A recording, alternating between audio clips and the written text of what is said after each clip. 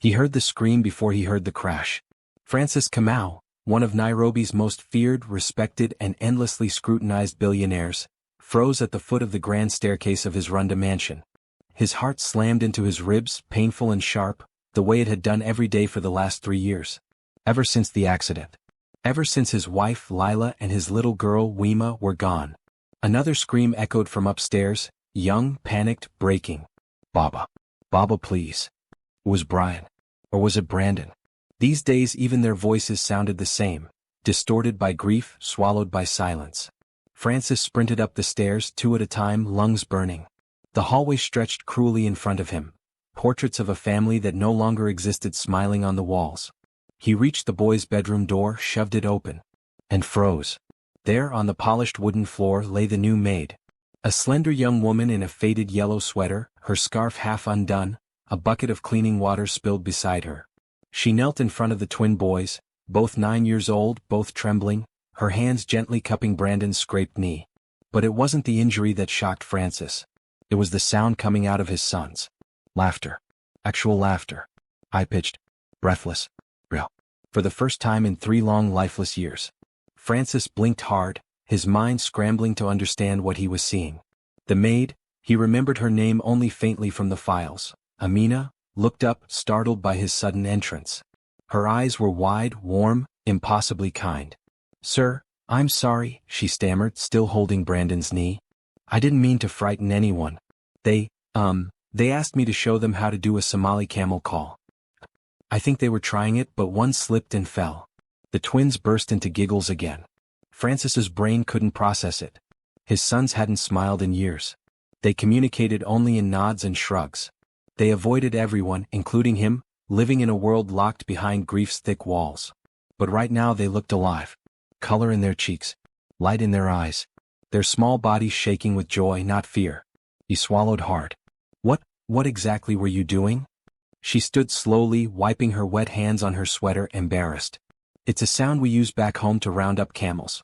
I may have exaggerated it a little to make them laugh." She demonstrated, a strange deep-throated trill, followed by a dramatic high-pitched whoop. It echoed off the walls. Brandon burst into laughter again, clutching his stomach. Brian covered his mouth, but the smile escaped anyway, wide and bright. It hit Francis like a hammer to the chest. These boys used to laugh like this. With their mother. With their sister. With him. He gripped the doorframe, steadying himself. Amina suddenly bowed her head. "Sir, I'm sorry. I didn't mean to overstep. I know the house rules say the children should remain quiet. I was only trying to." "Who hired you?" Francis cut in sharply. His voice sounded colder than he intended. I was assigned by the agency," she said quietly. "Your chief housekeeper interviewed me." Francis's face hardened. "Leave. Outside. Wait for me downstairs." Amina stiffened, fear flickering in her eyes. She nodded once, gathered her scarf quickly, and slipped past him. The twins instantly stopped laughing. Their faces emptied. Just like that, gone. As if someone had unplugged the last remaining light bulbs inside them. Francis stepped into the room slowly, kneeling in front of them. "Are you hurt?" Brian shook his head. Brandon stared at the floor. But neither looked at him. Neither leaned into him. Neither reached for him. He exhaled, a long, defeated sound. "Okay, I'll get the nurse." He stood and left the room, but halfway down the stairs he paused. Something in him, the small part of him still alive, whispered, "She made them laugh. They haven't laughed in 3 years." When he reached the living room, Amina was already standing by the entrance, hands clasped, eyes lowered. Her posture was respectful, but her face betrayed something else. Determination. Strength. A quiet fire. He studied her silently. She was young, mid-20s maybe. Her accent was light, her eyes a deep, warm brown. Not the polished, university-trained type of domestic worker agencies typically sent to billionaires. She looked ordinary. Humble. Real. The kind of girl who grew up carrying water from a borehole, not typing on a tablet. He walked around her slowly. "You've been here less than 24 hours. "Yes, sir." "And you already had my sons making strange noises in the house?" The corner of her mouth twitched. "Yes, sir." "And laughing?" She lifted her chin slightly. "Yes, sir." His face stayed blank. She swallowed. "I can leave if you want, sir. I didn't mean disrespect." There was something in her tone, steady, honest, that scraped against the walls he'd built around himself. The housekeeper entered the room suddenly, flustered. "Sir, is everything all right? Should I dismiss her? I apologize if she—" "No," Francis said sharply. Both women froze. He turned back to Amina. "You. What exactly did you do to them?" "I didn't do anything, sir," she said softly. "I only treated them like children." A hush fell over the room. Francis felt something crack inside him, quiet and painful. Children. He'd forgotten that word. In this house, they had become ghosts, shadows, reminders of a tragedy no one dared mention. He cleared his throat. "Follow me." The housekeeper looked confused but stepped aside as Francis led Amina into the smaller family lounge, far less intimidating than the formal living room. When the door closed behind them, he turned to her. "I don't allow noise or disruptions. My sons have been through a lot." "I know," she replied gently. He stiffened. "You know?" She nodded. "Everyone in this house walks like they're stepping on broken glass. Nobody smiles. Nobody talks freely. Your sons feel that." He narrowed his eyes. "You observed all that in one day?" "Sir, trauma lives in the air. You don't need years to smell it." The words sat in his chest like a stone. She continued, voice steady. "Children grieve deeply, but they also heal deeply. They need laughter. They need light. They need noise. Safe noise." He looked away, jaw tightening. "Sir," she said softly, "they are still alive." The words hit him like a slap. He turned to her sharply. "You don't understand anything about my family." But she didn't flinch. "Then teach me, sir. Because those boys need more than food, baths, and silence. They need someone who will remind them how to live." For the first time in years, someone had spoken to him without fear. Without tiptoeing. Without carefully choosing words like stepping stones across a river of his grief. He didn't know whether to fire her or thank her. A knock came at the door. The nanny's voice floated in. "Sir, should we call the private clinic for Brandon's knee?" Amina gently shook her head. "It's a small scrape. He'll be fine with warm water and ointment." Francis hesitated. He should send her away. She had broken house rules. She had disrupted order. She had awakened things he wasn't ready to feel. But then he remembered the sound of his son's laughter. Pure. Light. Alive. He exhaled. "You will stay." Amina blinked, startled. "Sir?" "You heard me," he said firmly. "But understand this, my house has rules. My sons have a delicate condition. Anything you do that destabilizes them and you're gone. Immediately." She nodded respectfully. "I understand, sir." He walked toward the door, but before opening it, he said without turning. "And Amina." "Yes, sir?" A beat of silence. "Don't ever make them cry." Her voice was warm, confident. "I only make children cry when I take their extra mandazzi, sir." He paused. Against his will, the corner of his mouth twitched. Just a little. Almost a smile. He left before she could see it. Upstairs, the twins sat quietly on their bed, nursing a dying spark of joy. Amina followed the nanny into the room and kneeled gently beside them, speaking softly, checking the scrape, giving them a calm smile. Francis stood in the hallway, unseen, watching. Watching his sons lean toward her. Watching their shoulders loosen. Watching the first fragile threads of connection form. And deep in his chest, somewhere behind the grief, somewhere beneath the steel and ice, something stirred. Something he had buried with his wife. Hope. For the first time, Francis wondered, who exactly was this young woman? And why did she feel like the first sign of life in a house that had forgotten how to breathe? Francis woke before dawn as he always did. Not because of discipline, though people like to believe billionaires rose early out of ambition, but because sleep had become a stranger to him. Every time he closed his eyes, headlights flashed. Screeching metal. Screams swallowed by darkness. The hospital corridor. The white sheet. The doctor who couldn't look him in the eye. So he rose at 4:30 a.m. every morning, the weight in his chest already awake, waiting. He showered, dressed in his usual charcoal suit, and descended the marble staircase. The house was silent. Too silent. Even the air seemed afraid to shift. He stepped into his private study, ready to begin reviewing contracts for the day, when a soft sound drifted from the backyard, gentle, melodic, unfamiliar. Children's voices. He stiffened. The twins? Talking? No, it wasn't talking. It was humming? He crossed the study, unlocked the glass door, and stepped outside into the cool Nairobi morning. What he saw made him stop mid-stride. There, on the patch of dew-kissed grass behind the house, sat Amina. A knitted blanket spread neatly on the ground, a small thermos beside her. And on each side, curled close to her like two seedlings leaning toward the sun, were his twin boys. She was humming softly, something in Somali, her mother tongue he assumed, and the boys were trying to hum with her, their voices shaky but engaged. He hadn't seen them voluntarily sit outdoors in 2 years. They usually stayed inside, curtains drawn, clinging to the comfort of shadows. A strange, tight feeling squeezed his chest. "Good morning, sir," she called when she noticed him. Not timidly. Not pretending she hadn't been caught. Just straightforward like a person who had nothing to hide.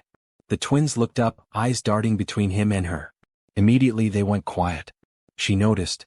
And she acted before the silence swallowed them again.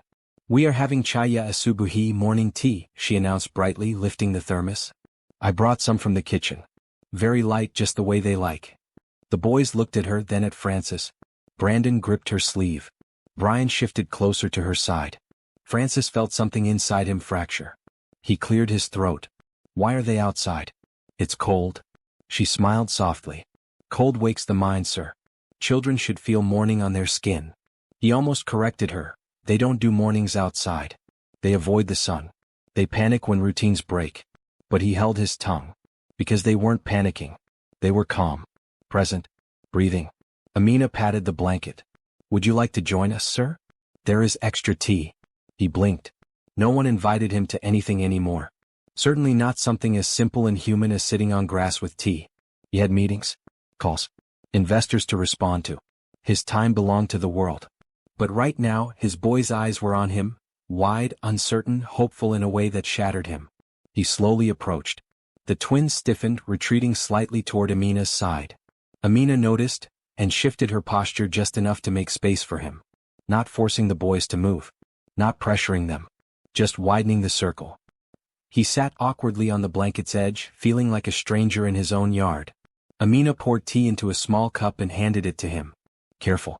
It's hot." He raised a brow at her tone, almost teasing. Almost familiar. No one spoke to him like that. "Thank you," he murmured, taking the cup. She poured for the boys next. They accepted theirs without hesitation. Frances watched them take small sips, their tiny hands warming around the cups. When was the last time he'd shared a moment like this with them? When was the last time he'd sat for anything that wasn't business? He felt like he was watching someone else's life. Amina began humming again, soft, steady. A warm breeze of a melody. "Is that a children's song?" he asked before he could stop himself. She beamed. "Yes. Hobia. My grandmother used to sing it when the goats wandered too far. It calls them back home." Frances felt the weight of that. Calling things back home. Calling souls back home. Maybe that's what she was trying to do for his boys. They listened quietly for a moment, the early sun rising, casting a golden wash over the three of them. Francis took a sip of his tea and tried to ignore the sting in his throat. Then Brandon did something that nearly made him drop his cup. He spoke. Just one word. Barely above a whisper. "Again." Amina's breath caught. She smiled at him, slow and warm. "Again? You want the song again?" He nodded. Tears pricked Francis's eyes. He blinked fast, lowering his head so they wouldn't see. His sons had spoken to no one, for almost 2 years. Not to doctors. Not to teachers. Not to him. But one day with her, and a word had slipped out, small but alive. Amina began singing again, swaying gently. The boys leaned into her and hummed along. Francis sat still, every nerve trembling. When the song ended, she looked at both boys. "When the goats hear this song, they come close. Do you know why?" Brandon shrugged. Brian whispered, shy, barely audible. "Why?" Francis nearly choked. His second son had spoken too. Amina smiled. "Because the song tells them they are safe. It tells them someone is waiting for them." The boys stared at her. Something deep shifted in their eyes. Francis swallowed hard. He had been waiting for them too. He just didn't know how to call them home. A little later, inside the kitchen, the staff buzzed with unusual energy. The gardener whispered to the cook. The cook whispered to the cleaner. The housekeeper glared at everyone, trying to maintain discipline, but even she couldn't deny the electric shift in the house. Everyone had heard. The twins had spoken. The twins had gone outside. The twins were smiling. When Francis entered the kitchen door, everyone instantly straightened. It felt like a military formation. He ignored them and turned to Amina, who was washing the thermos. "Come to my study." Her eyes widened slightly. She dried her hands quickly. Yes, sir. She followed him silently to the study. When he closed the door behind them, the quiet became thick. He walked behind his desk but didn't sit. She stood in front of him, hands clasped over her skirt, steady despite the tension. He stared at her for several seconds. What did you do to them? Her lips parted in surprise. She blinked twice. Sir, I didn't do anything except see them. He frowned. Everyone sees them. She shook her head. No. Everyone watches them. Everyone fears breaking them. No one connects with them. He stiffened. You treat them, she said gently, like glass. And when you treat someone like glass, they learn to stay still, so they don't shatter. He swallowed, throat tight. She continued, voice softer. Trauma makes people believe movement is dangerous. Emotion is dangerous. Laughter is dangerous. But children are not meant to be still. He leaned against the desk, feeling suddenly unstable. I have tried everything, therapists, specialists, teachers. And they all treated your boys like patients, she said. I'm treating them like boys. Her words slid under his ribs like a blade wrapped in velvet. He exhaled shakily. What do you suggest I do? She hesitated as if choosing her words carefully. Sir, your presence frightens them. He closed his eyes. He'd known. But hearing it aloud cut him open. She stepped closer, her voice gentle. Not because you are harsh, but because your grief enters a room before you do. And children can feel what we try to hide. He pressed a palm to his forehead. Grief enters a room before he does. Yes, he murmured. I suppose it does. Amina continued, you don't have to be perfect with them. You just have to be here. Even in small ways. He looked up. She smiled. Start with 5 minutes each morning. Sit near them. You don't have to talk. Just be there. He shook his head. I don't know if I can. Then the 3 of us will help you. He blinked. 3? She smiled mischievously. Me, and 2 little boys who already want you more than they know how to say. Something broke in him then, quietly like a frozen lake cracking beneath sunrise. He let out a breath he didn't realize he'd been holding for years. Okay, he whispered. She nodded, confident. We'll make progress slowly. Step by step. He looked at her with new eyes. This was not just a maid. This was a force. A quiet, unexpected light. Someone who had walked into a house full of ghosts, and breathed life into it. Amina, he said softly, I'm trusting you with the most fragile part of my world. Her gaze was steady. And I will treat them as if they were the most precious part of mine. For the first time in years, Francis felt something warm flicker inside him. Something he barely recognized. The beginning of trust. Late that night, long after the house had gone still, Francis found himself standing outside the boys' room. He cracked the door open slightly. Amina was there, sitting on the floor back against the bed, both boys asleep with their heads resting on her lap. She was humming again. Soft, gentle, safe. He watched them for a long time, the sound thawing places in him he thought were permanently frozen. The twins looked peaceful. Protected. Home. He closed the door silently, leaning against the frame as emotion surged through him. He whispered to the empty hallway. Lila. I think someone has found our boys. And maybe, just maybe, someone had found him too. For the first time in 3 years, Francis found himself lingering in his own home. Not because of grief. Not because he was too tired to leave. But because, against every plan he'd built around his pain, something in the house had begun to feel alive. And it frightened him more than silence ever had. He stood in his walk-in closet that morning, staring at his reflection. The man looking back was not the powerful figure people bowed to in boardrooms. This man looked older than 42. Harder. Hollower. The weight of failure pressed into every line of his face. He straightened his tie and exhaled. 5 minutes. Amina's suggestion. 5 minutes with the boys each morning. He could face hostile investors. He could negotiate multi-billion-shilling deals across continents. But 5 minutes with his sons felt like climbing a mountain barefoot. Still, he would try. He stepped out of the room, descended the hall, and stopped in front of the twins' door. His hand hovered over the knob. For a moment, just a moment, he considered walking away. But then he remembered Brian's voice. One small word. What? And Brandon's soft, shy. Again. He couldn't walk away. He opened the door. The boys were already awake, sitting on the bed, legs dangling. And sitting cross-legged in front of them was Amina, holding a small wooden bowl of uji. She immediately brightened. Good morning, sir. The boys froze, retreating into themselves like turtles shrinking into shells. Francis's heart twisted. Amina noticed it instantly, and responded instantly. Look who is early today, she said cheerfully.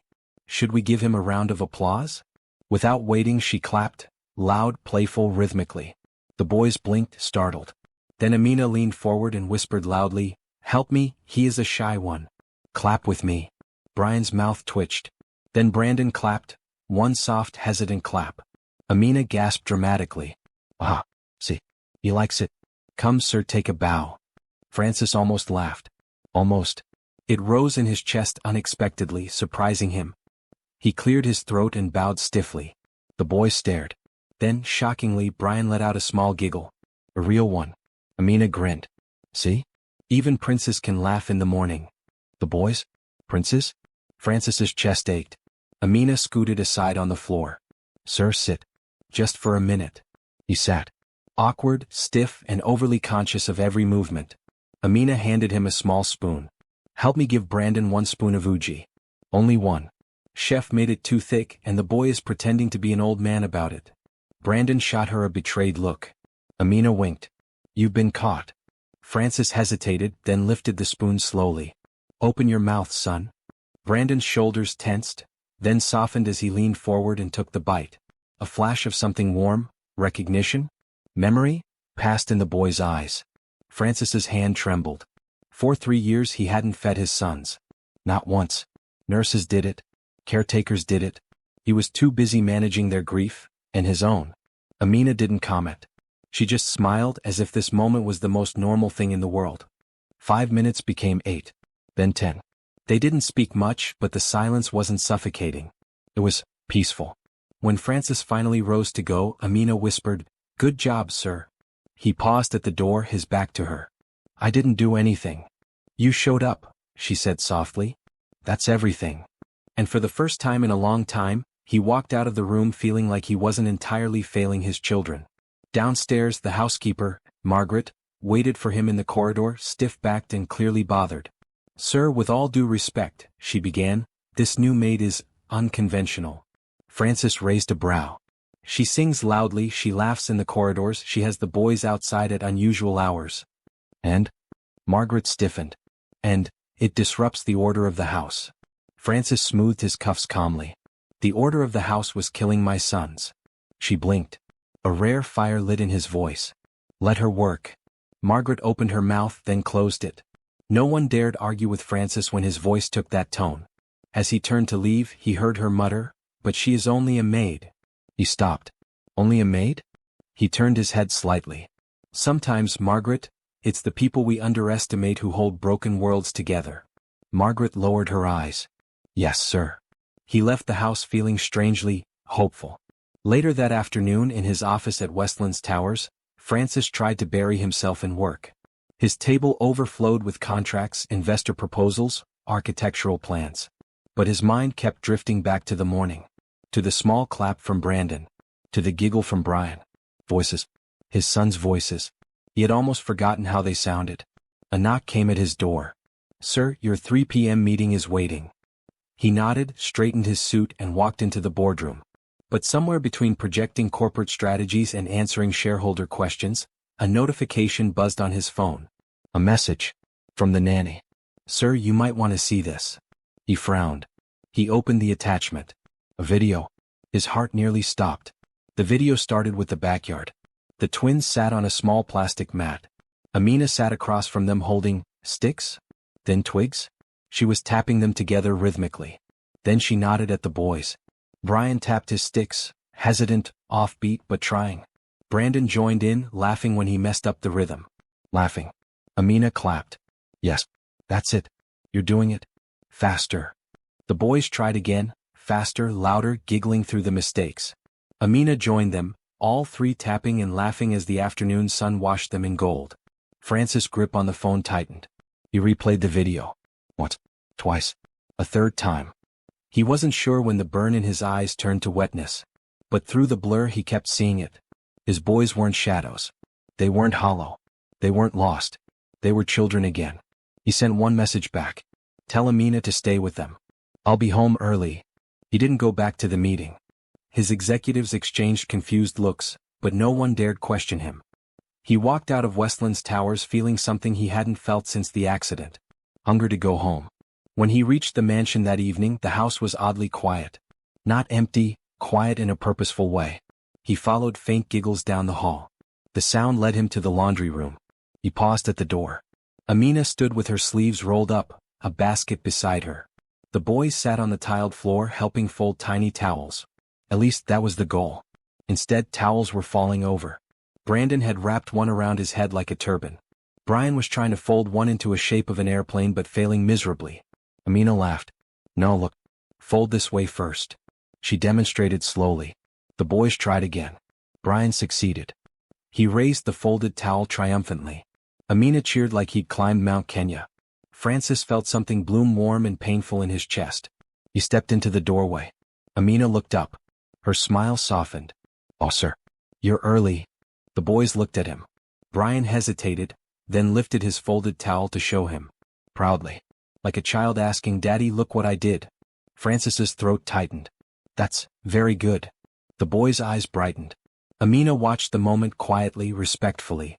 Then she said softly, Sir, would you like to fold one too? He blinked. Me? Yes, she said with a small playful grin. Unless folding is only for billionaires on Sundays. He stared at her. Then at the towel she held out. He took it. His fingers moved awkwardly. He folded it crooked. Looked terrible. The boys giggled. Brian pointed. That one is funny. A sound escaped Francis, a short, choked laugh. He hadn't heard his own laugh in years. Amina clapped once. Perfect. You fit right in. For a few minutes they folded towels terribly, laughing softly at their own lack of skill. No mansion. No wealth. No grief. Just 4 people kneeling on the floor building something that felt suspiciously like family. That night after the boys fell asleep, Francis found Amina walking toward the staff quarters. Amina, he called. She paused, turning. He approached slowly. Thank you. She tilted her head. For what, sir? For today. For the boys. For, he searched for words he hadn't used in years. Making this house feel less like a tomb. She looked at him gently. Sir, children don't need a perfect home. They need a living one. He nodded slowly. Then Amina said something she hadn't dared say before. Tomorrow? I want to take them outside the gate. Francis stiffened. Outside? Where? Just a walk down the street. The sun, the sounds, the air, it's good for healing. His pulse quickened. Fear. Panic. The thought of them outside. No. No, Amina. They're not ready. She stepped closer, her voice calm. Sir, you are the one who isn't ready. He stared at her. Her voice softened. Let me show you something. Tomorrow morning. Step by step. If they panic, I will stop. I promise you. He hesitated. Every instinct screamed no. But then he remembered the video. The laughter. Brian lifting the towel proudly. Brandon clapping in the morning sun. He exhaled slowly. Fine, he said quietly. But I'm coming with you. Amina's eyes widened slightly. Then she smiled. Then tomorrow, sir, we begin a new chapter. Francis walked back into the mansion, heart pounding. A new chapter. The words echoed inside him. For the first time in years. He wanted to see what came next. I woke up long before dawn, long before the roosters in Karen began to crow, long before the city hummed awake with potatoes honking through Nairobi's thin morning fog. Instead, I woke to a strange sound. One I had not heard echoing through my home in 2 years. Laughter. Light. Pure. Unrestrained. It floated through the hallway, bouncing off the walls like sunlight. For a moment I didn't move. I sat up, frozen, almost afraid that if I breathed too deeply, it would stop. My heart began to pound, my mind scrambling to understand what was happening. Laughter. My son's. I threw the covers aside and hurried out of my room, bare feet hitting the cold tiles. I followed the sound toward the kitchen, my pulse racing. And when I reached the doorway, I stopped dead. There they were. Tun sat on the high stool, still wearing his Avengers pajamas, giggling with full cheeks. Kahine stood on the counter, something he had not dared to do since the accident, showing off a messy mountain of flour he sprinkled over a tray like he was a chef on TV. And between them, Aisha. She wore one of my old oversized t-shirts tied at the waist, sleeves rolled to the elbows, hair wrapped in a colorful scarf. She looked nothing like a maid right now, more like an aunt, a sister, someone who belonged. She didn't see me yet. She was too busy trying not to laugh. "Ah, who told you people to pour half a bag of flour?" she scolded, pointing a whisk at them. "But Auntie Aisha, you said sprinkle." Kahin protested, face completely white with flour, like a tiny ghost who escaped from the pantry. "I said sprinkle, not bring snow to Nairobi," she cried, and the twins exploded into laughter again. My heart clenched. My throat tightened. I had forgotten what they sounded like. Forgotten how their laughter used to shake the house, how their mother would laugh with them, how the three of them used to turn mornings into chaos. I stood there silently, gripping the door frame. Then Aisha finally noticed me. Her shoulders stiffened. "Oh, sir. Good morning." The twins turned. "Daddy," they shouted, and my breath left me. They ran toward me, both of them, like they used to, before. I bent down, arms open, and they crashed into me, hugging tightly, almost knocking me backward. I closed my eyes. It was the first time in 2 years they ran to me joyfully, without fear, without hesitation, without looking over their shoulders as if expecting fire, screaming, or breaking glass. My voice shook when I whispered, "Good morning, boys." They pulled back excitedly. "We're making pancakes," Tund announced. "Special pancakes," Kahin corrected. "Why special?" I asked softly. They exchanged glances, identical grins forming. "Because Auntie Aisha said today is a happy day." My chest tightened until it hurt. Aisha lowered her eyes. "I didn't mean to overstep, sir." They woke up early and... "You didn't overstep," I said gently. She blinked, surprised. The boys grabbed my hands and pulled me toward the table. "Daddy, come. Eat with us." With them? At the breakfast table? It had been so long that for a moment I could not move. But their small fingers tugged insistently, their eyes shining with anticipation. So I allowed them to drag me to the table. Allowed myself to sit, still stunned, still trying to understand how this woman had done what doctors, child therapists, and specialists could not. Aisha placed a plate in front of me, slightly burnt pancakes shaped like crooked hearts. "They insisted on the shape," she said, embarrassed. Kahin puffed his chest. "Because Mommy used to make heart pancakes." My hand froze in midair. Tund leaned on the table. "Do you remember, Daddy?" Yes, I remembered. Adana, my wife, would make heart-shaped pancakes every Sunday. She used to pretend she hated the mess, but she loved it. Loved how the boys flung flour into the air like confetti. Loved every drop of chaos they created. My airway tightened. "I remember." Aisha watched me closely, her face soft with understanding, not pity. Not pity. Something about that steadied me. We ate.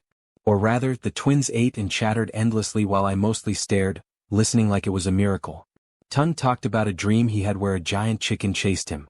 Kahin argued that the chicken was his dream first. Aisha kept laughing quietly, shaking her head as she refilled their plates. At one point, Kahin tried to feed me a piece of his broken pancake. "Daddy, taste it. Taste it, please." I opened my mouth. He pushed the piece in triumph. Aisha's eyes widened. "Ah, no pushing food into people's mouths. Use your brain, small boy." He slapped his forehead dramatically. "Oh, I forgot my brain upstairs." Tund slapped his own forehead. "Me too." They collapsed into laughter again, almost falling off their chairs. Aisha sighed deeply. "These children will not give me peace." And yet, there was affection in her voice. Real affection. I sat there silently, watching all three of them, and a question began forming quietly in my mind, a question so gentle I almost didn't hear it. What if I had been wrong about her? Later, after I showered and dressed for work, I returned downstairs. The twins were in the living room, curled up beside Aisha on the maroon sofa as she tied their shoes and checked their school bags like a mother would. She scolded Kahin for trying to hide his homework under the cushion. She lectured Tund about losing pencils. I stood unnoticed for a moment. Her voice, steady, warm, firm, wrapped around the boys like a blanket. I realized something then. Something that shook me. My sons trusted her. Not cautiously. Not politely. Not gradually. Fully. Completely. As if they had been waiting for someone exactly like her. When they saw me, they jumped up. "Daddy, Auntie Aisha is taking us to school." My brows rose. "Is she?" "Yes," they chorused, then tugged her sleeves. "Tell him." She swallowed. "Sir, I only offered because the driver said you had an early meeting. I didn't want them to be late." Something about how she spoke, respectful but unafraid, impressed me. "It's fine," I said. "Please take them." The twins cheered. Cheered. As if someone had promised Disneyland. When they left, I stood in the empty living room, still reeling. Their laughter still echoed in the walls long after the car drove off. I sank onto the sofa. My hands trembled slightly. In one night, one morning, everything had changed. I thought of how empty this house had been since Adana died. I thought of how I had thrown myself into work to avoid remembering. How I had allowed grief to swallow every corner of the twins' lives. How I had expected them to heal without showing them how. Then I thought of Aisha. Of how she had walked into this home quietly, with no qualifications beyond honesty and humility. Of how she had brought warmth without trying, laughter without forcing, healing without announcing it. But the moment that humbled me most wasn't the laughter. It was that my sons had run to me. Because for the first time in years, they felt safe enough to. Because of her. I pressed a hand to my face. Adana, I whispered into my palms, who is this woman you sent to us? My day at the office was a blur. Meetings, calls, emails, all went by without my full attention. When people spoke, I heard my son's laughter instead. When I looked at contract papers, I saw Aisha's flower-covered face shaking with laughter. At lunchtime, I found myself staring at my phone. Without planning to, I dialed home. She picked on the first ring. Sir? I cleared my throat. Are they home yet? Yes. They just ate lunch. They're drawing now. Drawing? The twins had stopped drawing after the accident. They refused crayons, pencils, anything that reminded them of the night everything changed. What are they drawing? Her voice softened. Sir, they're drawing you. My throat closed. Me? Yes, sir. I couldn't speak. She continued gently, they want to show you when you get back. I swallowed hard. Thank you, Aisha. There was a pause. She inhaled slowly. Her voice came lower, almost a whisper. They're smiling again, sir. You should be proud. Proud. The word hit me in the chest. I ended the call slowly, staring at my phone as if it had betrayed me. What was happening? What had this woman unlocked in my home? And me? When I returned home that evening, the boys ran to me again, twice in one day, and shoved their drawings at my stomach. Stick figures. Crooked lines. Smudged colors. But there we were. Me. Aisha. All holding hands. I stared at the paper for so long that my eyes blurred. Aisha stood quietly near the wall, her hands clasped in front of her, nervous. Is it nice? Tund asked softly. I knelt down and pulled the two of them into my arms. It's perfect, I whispered. Behind them, Aisha exhaled with relief. And in that moment, just for a brief second, our eyes met. Something inside me shifted. Softened. But for the first time since my wife died, I felt something unfamiliar. Something frightening. Something warm. Something that could grow. Something dangerously close to hope. I did not sleep that night. Not because I was restless, but because for the first time in 2 years, my home felt alive again and I couldn't stop thinking about it. The twins slept peacefully in their room. I checked on them twice. No nightmares. No screams. No frantic shaking. Just soft breathing and the quiet rise and fall of blankets. But Aisha. She stayed in my mind more than anything else. The way she laughed with them. The way she looked at them, not like a maid, not like someone doing a job, but like someone who carried them in her heart. I had seen kindness before. Professional help. Well-trained nannies. Therapists with perfect credentials. But none of them reached my sons the way she had. And I couldn't understand why. The next morning, rain beat against the windows as Nairobi woke slowly under a gray sky. I heard footsteps down the hallway, light, quick, purposeful. I knew it was Aisha even before she knocked. Sir, she called softly. Your breakfast is ready. I opened the door. She stepped back, startled. I didn't know you were up. I've been awake, I said. She shifted awkwardly. Would you like tea first? Or porridge? I studied her, too long maybe. She was wearing her usual long skirt, a simple blouse, and that colorful scarf wrapped over her hair. She looked modest, humble, but something about her presence filled the hallway like warm sunlight. I'll have tea, I finally said. She nodded quickly. Yes, sir. As she turned, I caught myself watching the way she walked, careful, graceful, not the hurried rush many young workers carried. Something about her moved with intention, with dignity. I shook myself and followed her downstairs. The boys were already at the table, swinging their legs, humming to themselves. Daddy, they shouted when they saw me. They rushed over. Again. 3 consecutive mornings of eager greetings. Even the doctor would call that a miracle. Aisha served me tea, then she knelt beside the twins to adjust their uniforms. Tund, your tie is dancing somehow, she muttered, straightening it. Gehin smirked. My own is perfect. No, it is not. She flicked him lightly on the forehead. You look like you fought with your shirt. He giggled and raised his arms as she tucked him in properly. The sight twisted something deep inside me. This woman. She was stitching my son's back together one gentle morning at a time. I cleared my throat. Aisha. She stood quickly. Sir? I want to talk to you later. After I return. She swallowed. Yes, sir. On the drive to the office, my mind stayed on her nervous expression, her lowered lashes, the way her fingers twisted together. Was she afraid she had done something wrong? Or was she simply unused to being acknowledged by a man like me? The day dragged. I signed contracts without reading them properly. My assistant repeated things twice. James, my driver, even asked quietly if I was feeling ill. No, I said. Just thinking. He hesitated. Is it about the twins? Yes. And their new bond with the maid? I shot him a sharp glance. He smiled knowingly. Sir, children do not laugh like that unless someone warm is around them. Warm. Such a simple word, but it lingered in my mind all day. When I got home around 7 p.m., the house was dim but filled with a soft glow. The twins were in the living room, curled up with blankets, watching a cartoon. Aisha sat beside them, head tilted back, eyes half closed, tired but peaceful. She looked like a mother who had given everything to the day. I didn't want to disturb them, but the boys spotted me anyway. Daddy, they yelled, running to hug me for the 4th time in 2 days. Aisha jumped up, startled. Sir, welcome. Her voice was polite, but I could tell she was anxious about the conversation I had mentioned that morning. Let's step outside, I said quietly. Her eyes widened slightly. Now? Yes. Just for a moment. She nodded, wiping her hands on her skirt, and followed me to the back balcony overlooking the garden. The evening air smelled of rain and wet soil. She stood with her hands folded tightly.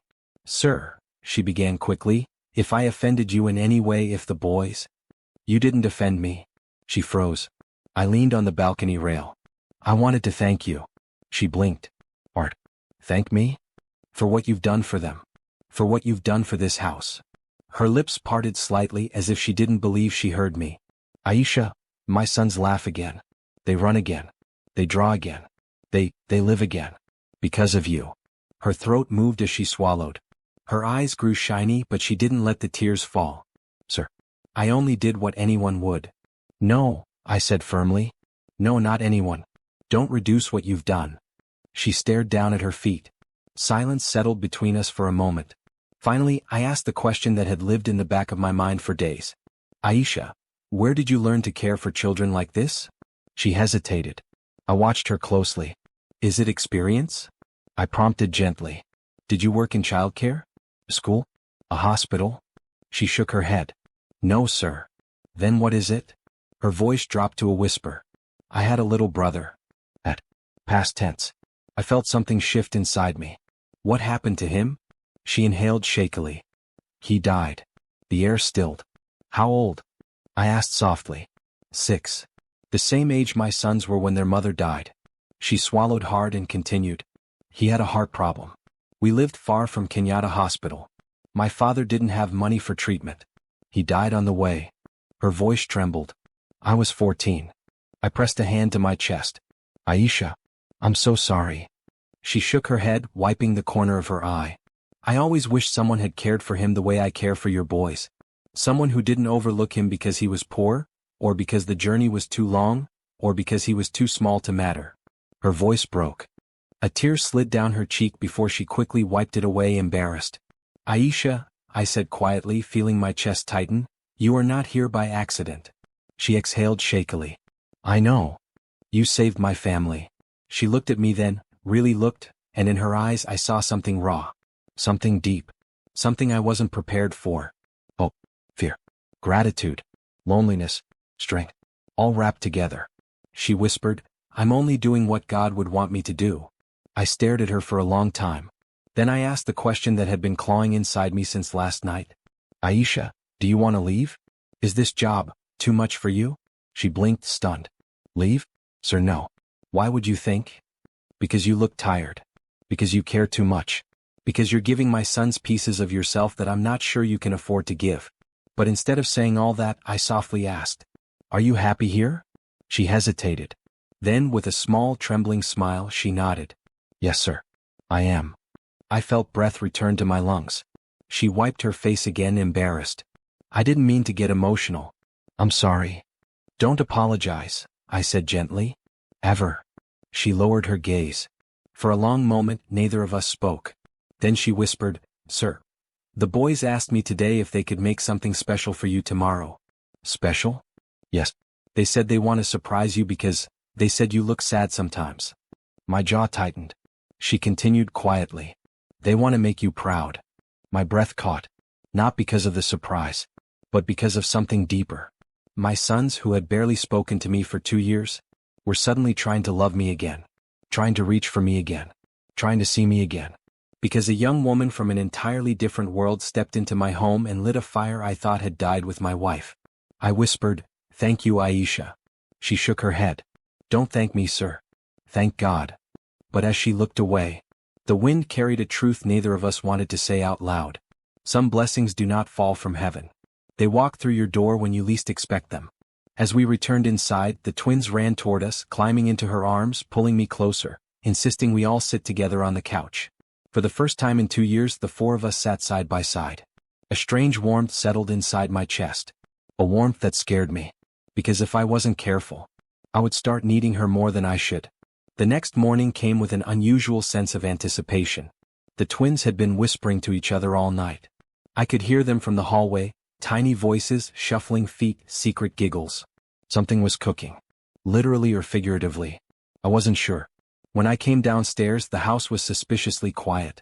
Too quiet. Then, Aisha. The most desperate shout I had ever heard. I hurried toward the kitchen. As soon as I stepped inside, I stopped. There they were. My sons stood side by side, arms folded proudly, their school uniforms half-buttoned and ties hanging like lost strings. On the counter lay a lumpy mess of what might have been dough. Eggshells everywhere. Milk pooled on the table like small lakes. Aisha looked like she had run uphill in the rain. Hair loose, scarf half undone, sweat on her forehead, and 2 wooden spoons in her hands like weapons. She spotted me and gasped. Sir, I can explain. The twins looked guilty for 2 seconds. Then instantly heroic. We are making you breakfast, Daddy? Tun declared. Yes. Kahind echoed. Because we love you. My breath caught. Aisha covered her face. It is not edible, sir. Please don't eat it. Even the dog would run away. The boys glared at her. It's special. I bit the inside of my cheek to stop from laughing. Then I knelt. Come here. They hurried to me. I placed a hand on each small shoulder. Thank you, I whispered. This is the best breakfast anyone has ever tried to make for me. Their faces lit up like sunrise. Aisha blinked rapidly, as if trying to stop her own smile from escaping. But then one of the boys tugged my sleeve. Daddy. Auntie Aisha helped us a little. She taught us how to break eggs. Yes. And how to stir. Aisha shook her head wildly. Sir, please, I told them not to. Kneel down. Kahind shouted at her. She gasped. Kneel down? For what, you terrorist? Tund pointed at me proudly. Daddy said we should say thank you. Aisha stared. When did he say that? Now, the twins chorused. I burst into laughter, unexpected, involuntary, the kind I hadn't felt in years. Her face turned red. Sir, they twist all my words. I know, I said gently. She froze. Her chest rose and fell too quickly. For reasons I couldn't explain, watching her flustered stirred something warm in me. Something careful. Something protective. After I sent the boys to wash up for school, Aisha began cleaning the kitchen aggressively, trying to erase the disaster my sons proudly called breakfast. I stood watching her. What? She finally asked without looking up. You're good with them, I said. She snorted softly. I'm good with children who know how to listen. Your boys? They are like 2 small lions. I laughed again. She looked up at me then, really looked, and quickly looked away as though catching herself. Sir, thank you for yesterday, she said quietly. For what? For listening. For not judging me. For being kind. Aisha, I said softly, you deserve kindness. She froze, fingers still clutching the sponge. Slowly she whispered, not many people think so. Something inside my chest broke slightly. I stepped closer, too close maybe, but she didn't move back. Aisha. But before I could continue, Little footsteps echoed from the stairs. "Daddy? Auntie Aisha? Come see. We are ready." She exhaled sharply and moved away. The moment dissolved. But it didn't disappear. That afternoon something unexpected happened. I came home early, a rare thing for me. James parked the car and I stepped into the house quietly. The twins were not in the living room. Not in the dining room. I followed the sound of giggles to the backyard. And when I got there, I stopped. The scene looked like something out of a memory I didn't know I missed. The twins were barefoot on the grass, chasing each other through the sprinkler. Water sprayed into the air like diamonds and they screamed with laughter. Aisha stood slightly apart, head thrown back as the boys splashed her, her clothes completely soaked. She was laughing too, loud, free, unrestrained. She looked nothing like a maid. She looked like someone who belonged deeply, intimately, painfully. She didn't see me. Not yet. I leaned against the doorframe and watched. Watched the twins run freely. Watched my home breathe again. Watched the woman who restored everything I thought I had lost. And before I realized it, I whispered, "Adana, you would have liked her." A throat cleared. "James." I didn't know he had followed me. He kept his eyes on the boys as he spoke quietly. "Sir, forgive me if this is too bold." I frowned. "What do you want to say?" He hesitated. Then carefully. "Maybe you are not the only one healing." I turned sharply. "What do you mean?" He nodded toward the backyard. Toward her. "That girl, she looks at your sons the way your wife used to. With that softness. The softness that sees through pain." Something tightened inside me. Before I could respond, the boys spotted me. "Daddy." They ran toward me dripping wet, grabbing my legs, shouting my name like soldiers returning to camp. Aisha froze. Her soaked clothes clung to her tightly, and she quickly tried to adjust her scarf. "Sir, I didn't know you were home, I'm sorry," they insisted. "Aisha," I said gently. "It's okay." Her shoulders relaxed slightly. But then, something unexpected happened. Kahin grabbed Aisha's hand with one wet palm. "Daddy, can Auntie Aisha stay with us forever?" My breath caught. Then Tund echoed louder than his brother. "Yes. Forever." Aisha froze completely this time. Her eyes widened. Her lips trembled. Her hand tightened around the small palm inside hers. She whispered, "Boys, don't say that." "Why?" they shot back. She looked at me. I don't know what she was searching for, permission? Reassurance? Escape? But her voice was soft, almost breaking. "I won't be here forever." The twins gasped. I felt my entire chest tighten. "Why?" they cried. "Why won't you stay?" Aisha's eyes dropped. "Because maids don't stay. Because people like her don't remain in homes like mine. Because life had taught her not to expect beautiful things to last." I knew all of that, in one glance. Before I could speak, Tun suddenly hugged her leg tightly. "We want you," he said. "Don't go." Her lips parted, trembling, and she quickly wiped her eyes with the back of her hand. "I'm not going anywhere now," she said softly. "I promise. Not now." Relief washed over their faces. But I heard the truth in her voice. She did not promise forever. And for the first time, I wished she had. That night after the boys slept, I found myself pacing my room. Why did her words disturb me so deeply? Why did the thought of her leaving feel like a threat? Why did it unsettle me the way the silence used to? For 2 years nothing stirred me. Nothing moved me. Nothing broke through the wall I built around my grief. Until a young woman with soft eyes and an old soul walked in. And now, I was afraid. Not of her, but of needing her. Needing her in ways that had nothing to do with work. And everything to do with the growing ache in my chest whenever she looked away. Later that night I stepped into the hallway for water. Just as I approached the kitchen, I heard something. Soft sobbing. "Aisha." I stopped near the door, unseen. She sat at the small table, head in her hands, her scarf on the table, her hair falling loosely around her face. She cried silently, shoulders shaking. My heart broke. I stepped forward slightly, ready to go in, ready to comfort her, ready to hold her if she let me. But then she whispered something that rooted me to the spot. "God, why do I feel this way? Why did you bring me here?" Her voice cracked.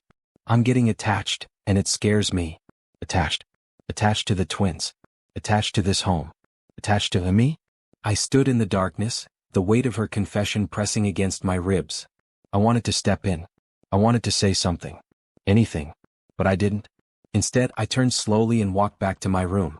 Because for the first time since my wife died, I realized something dangerous. If I wasn't careful, I would fall for her. And maybe, just maybe, she was already falling too. The morning air was crisp, carrying the faint scent of wet earth from last night's rain. I had barely slept, my mind tangled in images of the twins' laughter, their small hands clutching Nia's, and the warmth of her smile as she guided them through their day. I stood at the balcony, staring down at the sprawling Nairobi streets below, wondering how a woman with nothing but patience and a kind heart could uproot the bitterness in a home that had long been ruled by grief. The silence in the house was rare.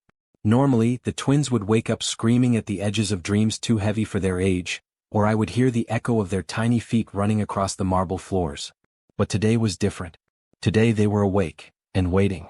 As I descended the staircase, I saw them by the front door, school bags slung over their shoulders and Nia kneeling to tie their shoes. "Good morning, Daddy," Tun shouted, his voice sharper than usual with excitement. "Yeah. Come quick, Daddy.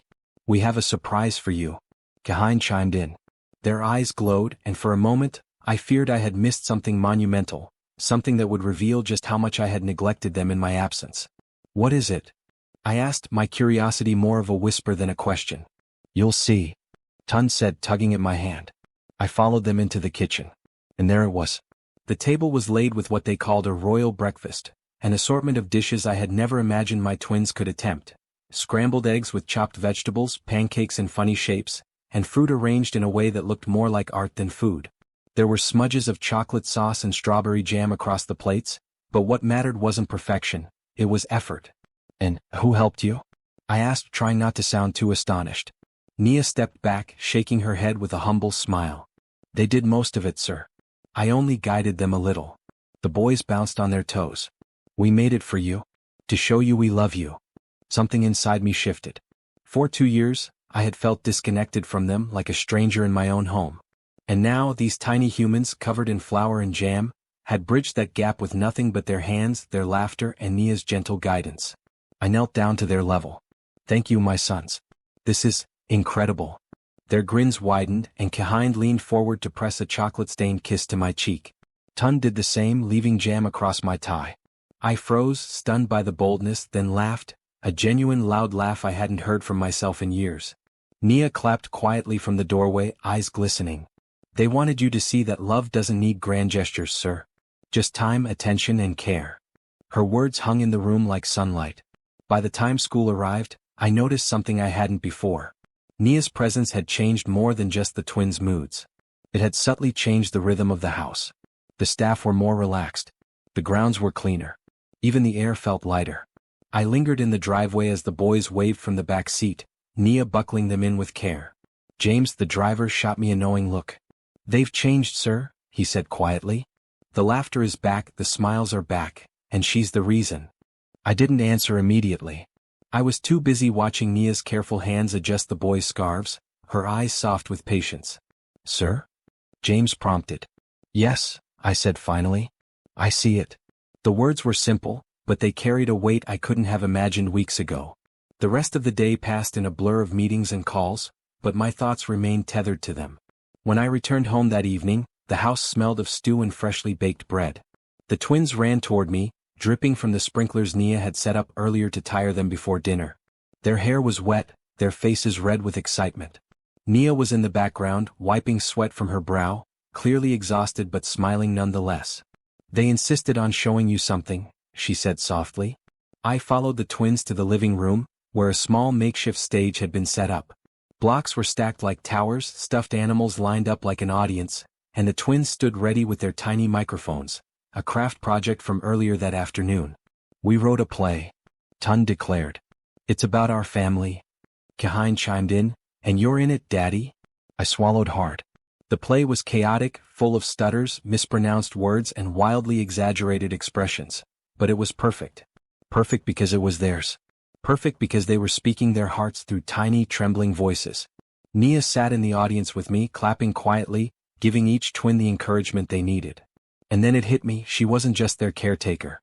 She was their bridge. She was restoring their childhood in ways I hadn't realized I had denied them. When the play ended, they ran to hug me, breathless and triumphant. "You're amazing, Daddy," Tun shouted. "Yeah, the best daddy in the world," Kahin added. I held them both, feeling the weight of 2 years of grief lift slightly off my chest. And when I looked at Nia standing at the doorway, her eyes shining, I felt something new, something terrifying and beautiful. Oh. Days turned into weeks and the pattern became clearer. Nia's influence on the boys was profound. They began waking up without nightmares. They laughed more freely. They argued less. They returned to school with renewed energy. And she did it all with a quiet strength I couldn't help but admire. One evening, I found myself walking into the kitchen to grab a glass of water, only to catch her speaking softly to the twins. "You are brave. You are smart. And you are loved," she said gently, brushing Kahine's hair from his face. I froze. Those were words I had meant to say but never knew how. Words my sons needed, but I hadn't delivered. And here was this woman, saying them with grace, teaching my boys that it was okay to be whole again. I leaned against the doorway, unsure if I should announce myself or let the moment linger. She didn't notice me, and for some reason I didn't interrupt. Instead, I watched her. Her presence, soft but unyielding, made the house feel like it had a heartbeat again. Later that night, after the twins were asleep, I found myself on the balcony, staring at the city lights. Nia appeared silently, holding 2 cups of tea. She handed me one without a word. I accepted it. We stood there in silence, the city beneath us, the night above. Finally she spoke, her voice almost too soft to hear. "They trust you again," she said. "Because you are here. Because you show up. Because you are willing to try." I swallowed hard. I didn't know if I could, Nia. I didn't know if I could be their father again after everything. "You are," she interrupted gently. "You just needed to remember how." Her eyes met mine, and I felt a strange tension, a pull I hadn't anticipated. It was more than gratitude. More than respect. Something deeper. Something I was scared to name. "Thank you," I whispered. She nodded and stepped back, leaving me alone with my thoughts. I watched her retreat into the house and realized that, for the first time in my life, I wasn't entirely in control, and maybe that was okay. The next morning, the twins ran to the balcony, shouting to me, "Daddy, come see. We made something for you." I followed them down the hallway, and there it was, a giant handmade card, decorated with stickers, drawings, and small scribbles of love notes. Nia knelt beside them, pointing to various parts of the card. "They wanted you to see it first," she explained. "They worked hard, sir." I felt my throat tighten. The words on the card weren't perfect, the pictures weren't symmetrical, but the love behind them was unmistakable. I knelt down, gathering both boys in my arms. This is the most beautiful thing I've ever received," I said. Tears pricked my eyes, and for a moment I allowed myself to break. 2 little arms held me tight, 2 little voices murmuring, "We love you, Daddy." And through it all, Nia watched quietly, a small smile tugging at her lips. In that instant I realized, my sons had their laughter back. My home had its heartbeat. And a quiet, steadfast love had walked into our lives, never asking for recognition, only to heal what had been broken. The night settled and I watched the twins drift into sleep. Nia tucked them in, brushing their hair from their foreheads. She paused, looking at me with something unspoken in her eyes. I knew then that our lives had shifted forever. That the woman who had come to work as a maid had become the soul of our home, the guardian of my sons' hearts, and perhaps unknowingly of mine as well. And as I stood in the doorway watching her quietly leave their room, I understood something profoundly simple and terrifying. Love often arrives uninvited, and sometimes it changes everything. The following morning, the house felt alive in a way I hadn't known since my wife's passing. The twins were already at the breakfast table when I entered. They looked up, eyes bright, hair sticking out in every direction, and beamed at me like I was a hero returning from a battlefield I didn't know existed. "Good morning, Daddy," they shouted in unison, their voices bouncing off the marble walls. I smiled, letting the sound wash over me. "Good morning, my brave boys. Did you sleep well?"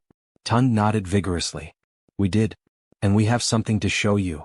Kahine leaned forward, whispering conspiratorially, "It's a surprise, Daddy. Don't peek." I raised an eyebrow. "A surprise, huh? And is Nia part of this plot?" She emerged from the kitchen, holding 2 cups of steaming tea, her calm smile betraying nothing. "I may have assisted with guidance," she said modestly, "but this surprise is entirely theirs." I felt a strange warmth in my chest. She always had this way of stepping back, letting the boys shine, yet her presence anchored everything in the room. The twins led me to the backyard, hands tightly gripping mine. The morning sunlight lit up the garden, and there, sprawled across the grass, was a chaotic, colorful masterpiece. Cardboard towers, painted rocks, sticks tied together with string, they had created an entire kingdom for us, complete with forts, bridges and tiny hidden pathways. "This is our family kingdom," Tun said proudly. "You and us, Daddy. And Nia too." Kahind added, "You have to cross the bridge to enter. Only brave people can." I laughed aloud. The sound felt foreign to my own ears but freeing. I walked carefully, stepping over sticks and dodging painted rocks, pretending to be cautious. The boys squealed with delight at every exaggeration of fear. Nia watched from the side, arms folded, a quiet smile on her face. She didn't need to participate. Her joy came from seeing their happiness unfold. And as I stepped over the last makeshift bridge, I realized, this was not just play. This was their way of inviting me back into their lives, teaching me to laugh again, teaching me that joy could exist even after tragedy. Later, I found myself sitting on the porch while the boys ran through the sprinkler Nia had set up earlier. Their clothes were soaked, their hair plastered to their heads, but their laughter rang out like music. I felt something stir inside me, a protective, fierce longing I hadn't anticipated. I wanted to shield them from pain forever. I wanted to be the father I hadn't been capable of being for 2 long years. Nia approached, holding 2 towels, offering one to me with a small smile. "You should dry off," she said softly. I took it, nodding. "You've done enough already today." She shook her head, wrapping the other towel around Tund as he ran past. "I am part of this family now. Part of their healing. You need rest too. Otherwise, who will guide them when I am not around?" Her words lingered longer than I expected. She had no idea how right she was, or maybe she did. That evening, after the boys had gone to bed, I found myself walking into the study, only to see Nia still up, organizing papers she had collected from the boys' little school projects. "You're working late," I observed quietly.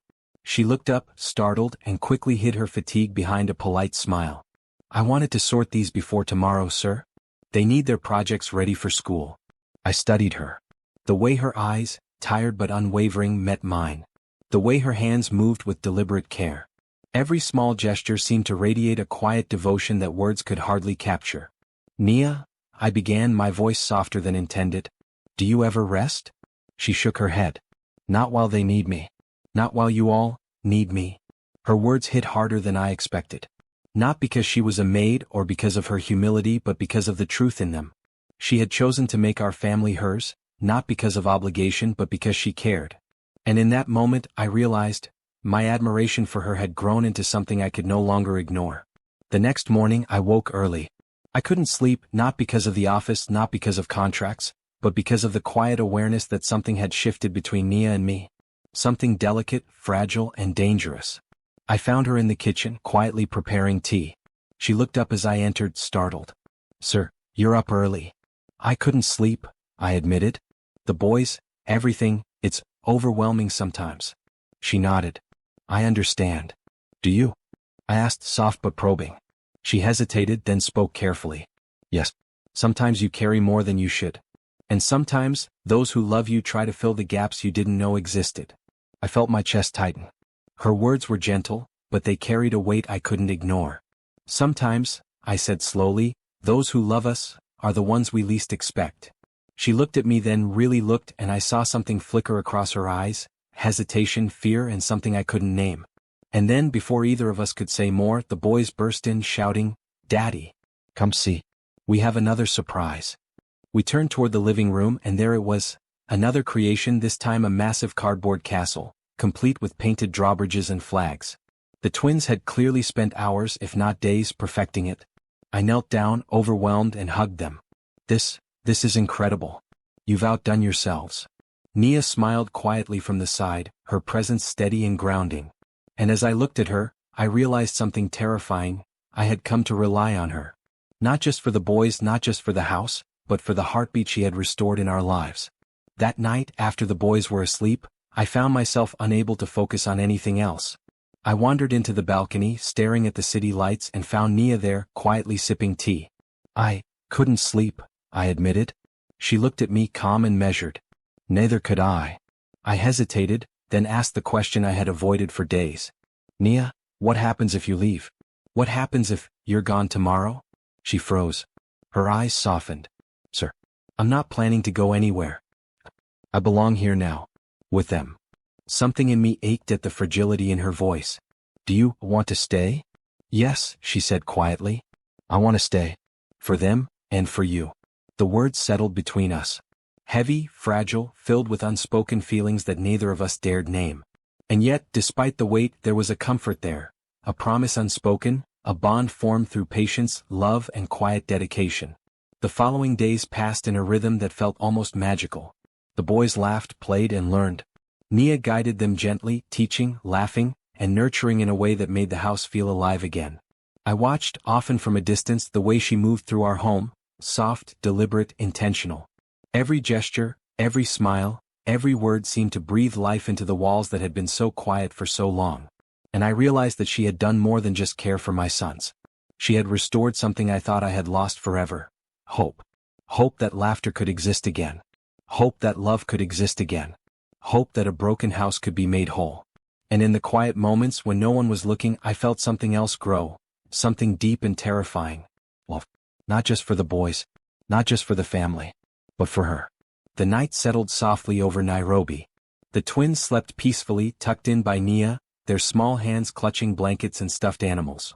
I stood in the doorway, watching her quietly adjust the covers, straighten the pillows, and whisper words of comfort. And I knew with a clarity that both thrilled and terrified me. Our lives had changed forever. Nia was no longer just a maid, a guide, or a helper. She had become the heartbeat of our home, the guardian of our son's laughter, and perhaps, unknowingly, the keeper of my own fragile heart. And I could no longer imagine life without her. The morning sunlight poured through the large windows of our Nairobi home, illuminating the faces of my twin sons as they scrambled down the stairs, their laughter echoing through the hallways. For the first time in years, the house was filled with life, with warmth, with hope. I stood in the doorway of the dining room, observing the scene. Tund and Kahind were chasing each other, slippers flying, breakfast half-eaten, jam smeared across their cheeks. And there she was, Nia, calmly moving between them, correcting their small mistakes, guiding, laughing softly, keeping the chaos gentle. I felt a pang deep in my chest. She had done this.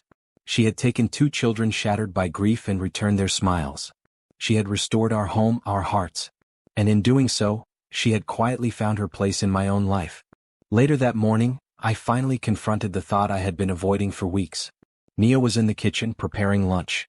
The boys were busy outside, playing with the small race cars they had built over the past few days. I stepped closer, clearing my throat. Nia, I began, voice low, careful but firm.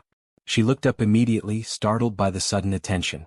"Yes, sir?" she asked, a polite edge in her tone. I swallowed hard. "Do you want to continue working here indefinitely?" Her eyes widened slightly. "Sir, I've already said I want to stay for the boys." I nodded slowly. "Yes, but what about you? I don't mean the work. I mean here with me, with us. Do you want to stay?" Her hands froze on the chopping board. She looked down as though searching for the answer in the vegetables she was slicing. "Yes," she said softly. I think I do." Something in me shifted. The weight of months of grief, loneliness, and hesitation began to lift. I stepped closer. "Nia, I need to be honest with you. Not as your employer, not as a father of these boys, but as a man who admires you." Her eyes flickered to mine. Her lips parted slightly. "Sir?" I took a deep breath. "You've saved my sons. You've restored laughter to this house. You've reminded me how to love, how to care, how to be present. I've realized I don't want to imagine this house, this family, without you in it." Her eyes shimmered. She looked away, brushing a strand of hair behind her ear. I didn't expect you to say that, sir." I smiled gently. "Neither did I. But it's true. Nia, will you stay with us? Not just as our maid, our guide, or our protector, but as part of this family." Her breath caught. She nodded slowly, tears threatening to fall. Yes, I will." The boys ran in at that moment, slipping past us, shouting, "Daddy! Auntie Nia! Come see." I laughed, gesturing for her to follow. They had built a new game in the living room, an elaborate obstacle course for the three of us. Every stick, every cushion, every toy was placed with precision, ready to challenge us. "You have to make it through without touching the floor," Tund declared, hands on hips. "And Daddy has to do it first," Kahind added. I looked at Nia, sharing a glance. Her eyebrows rose, a playful smirk appearing on her face. "Sir," she whispered, "shall we teach him a lesson?" I grinned. "Absolutely." And so began the most chaotic, hilarious, and joyful hour I had experienced in years. We crawled under chairs, hopped over cushions, dodged stuffed animals, and laughed until our sides ached. The boys squealed, cheered, and cried with delight, and Nia and I found ourselves sharing glances filled with unspoken understanding, mutual respect, and maybe something more. By the end of the game we were all breathless, drenched in sweat, and grinning like fools. The boys flopped onto the floor, collapsing against Nia and me. "Best day ever," they shouted in unison. I looked at Nia, her face flushed from exertion, eyes sparkling with warmth and laughter. I knew then that my heart had found its match. Later that evening, after the boys had gone to bed, I found myself unable to sleep. I wandered through the house, my mind replaying the events of the past months, the tragedies, the silence, the hopelessness, and then the laughter, the warmth, the presence of a woman who had changed everything. I found Nia sitting on the balcony, gazing at the city lights. She looked up as I approached. "Still awake, sir?" she asked softly. "Yes," I admitted. I needed to find you." She gestured to the chair beside her. "Then sit. It's a beautiful night." I joined her, silent for a moment, letting the sounds of the city, the breeze, and the faint chirping of crickets fill the space between us. Finally I spoke. "Nia, do you ever wonder why you came here?" She tilted her head, eyes reflective. "Sometimes. I think, maybe I was meant to find these boys, this house. Maybe I was meant to remind someone that love doesn't end just because loss exists." I nodded slowly. "And you've reminded me, in ways I never thought possible. You've reminded me that a home isn't walls and furniture. It's the laughter of children. It's care. It's love." She reached out, hesitating for a moment, then rested her hand lightly on mine. The touch was soft, grounding, and electric all at once. I'm glad I stayed," she whispered. "So am I," I replied, my voice low but certain. "So am I." Over the next few weeks, the rhythm of our lives settled into a beautiful, if chaotic, harmony. The boys flourished under Nia's guidance and my renewed presence. They laughed, learned, and loved without the heavy shadow of grief clouding their days. Nia remained patient, steadfast, and unwavering, a constant light in our home. And slowly, almost imperceptibly, I realized that my admiration had deepened into something more profound, more personal. One evening, as the twins played in the garden, I found myself standing behind Nia, watching her tuck a stray strand of hair behind her ear. I felt the urge to speak, to bridge the distance that had always existed between employer and employee, between guardian and protector. "Nia," I began softly. She turned to me, eyebrows raised in quiet curiosity. I want you to know that you're more than a helper, more than a caretaker," I said. "You are part of this family. You are my family. And I care for you." Her eyes widened. There was a moment of silence, heavy and charged. Then slowly she took a step closer.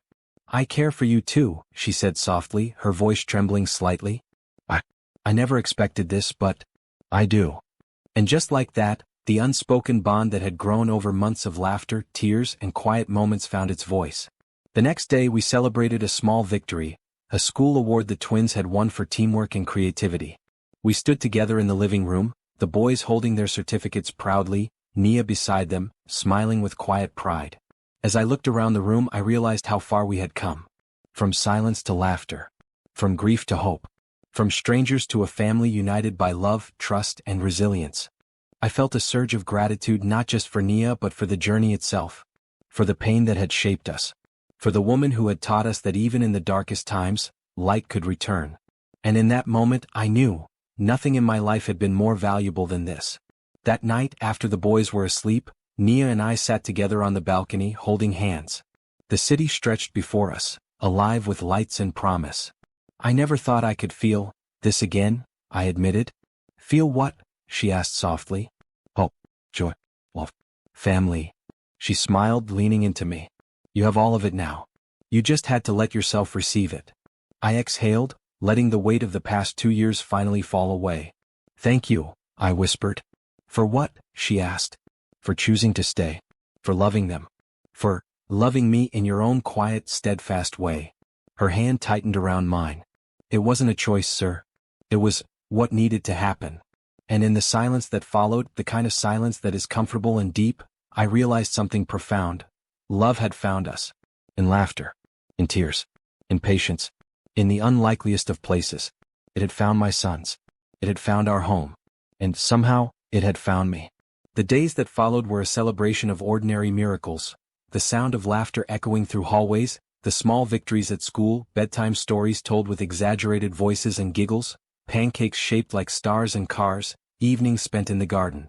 Nia and I grew closer, learning each other's rhythms, sharing quiet moments of understanding, and slowly, tenderly, love blossomed. A love built not on grand gestures but on patience, respect, and the daily act of being present. One evening, as the sun set over Nairobi, painting the sky with gold and amber, the boys tugged at us, insisting we join them in the garden. Nia looked at me, her eyes reflecting the soft light. "Shall we?" she asked. I nodded, a smile spreading across my face. "We shall." And as we ran through the sprinklers, the boys laughing, Nia laughing, and me laughing in a way I hadn't in years, I realized that some blessings do not fall from heaven, they walk through your door. And when they do, they can change everything. For the first time in 2 years I felt whole. For the first time in 2 years my sons were happy again. And for the first time I understood that sometimes, love arrives quietly, yet leaves an impact so profound it cannot be measured, only lived.